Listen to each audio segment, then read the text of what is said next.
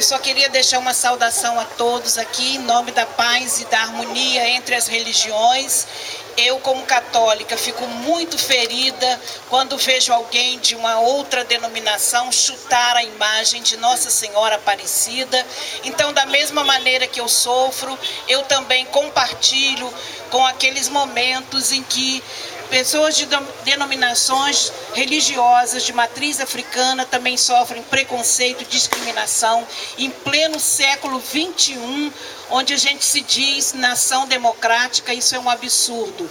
Mas eu vim aqui, na verdade, partilhar uma experiência que eu tive na época da vereança, porque estava junto comigo na Câmara, naquela época, um vereador que frequentava o Xangô Menino.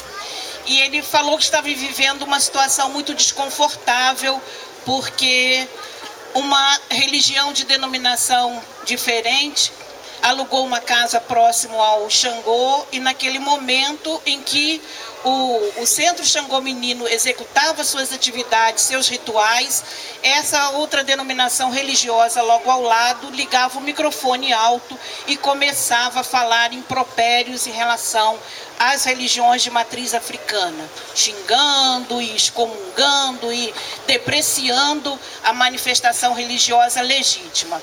E ele falou: Ifânia, fica complicado eu legislar em causa própria.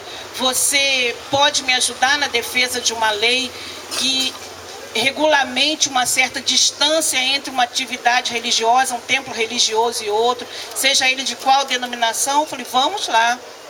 E aí fizemos naquela época uma lei dizendo que uma instituição religiosa deve manter uma distância em relação a outros credos, a outros cultos, para que todo mundo tenha o direito de se manifestar. A lei foi aprovada, mas infelizmente até hoje a gente tem problemas.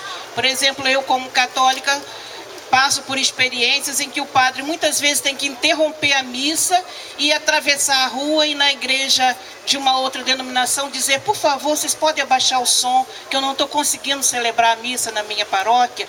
E a gente tem que trabalhar todas essas questões. A gente não quer competição, a gente não quer desrespeito, a gente quer unicamente que numa nação onde 70% da população é afrodescendente, que as raízes, que as culturas vindas da África sejam respeitadas. E eu falo isso realmente de coração, porque eu trabalho na Fafima com cultura afro, e a Fafima foi uma faculdade que muito antes da lei de 2003, que obriga a história da África e do negro entrar em prática, o professor Ângelo Mário do Prado Peçanha já levava para a Fafima exposições sobre as religiões de matriz africana.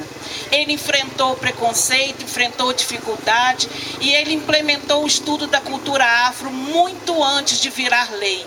É um orgulho eu dizer isso, que trabalho nessa instituição, porque foi nesse momento que eu compreendi a dignidade das religiões de matriz africana, porque quando eu era pequena lá em Barbacena, quando eu era pequena, morando no Miramar, havia um centro de Umbanda na Santa Mônica, no Morro Santa Mônica, e a minha irmã mais velha frequentava esse centro e pedia que eu fosse de companhia.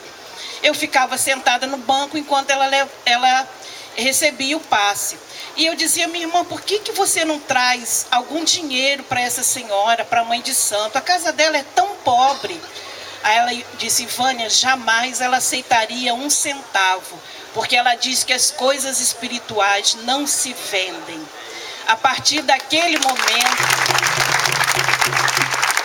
com a minha maturidade ainda pequena de criança, eu comecei a respeitar uma religião. E hoje eu louvo a Deus por ter me dado essa graça de aprender a conviver com a diferença.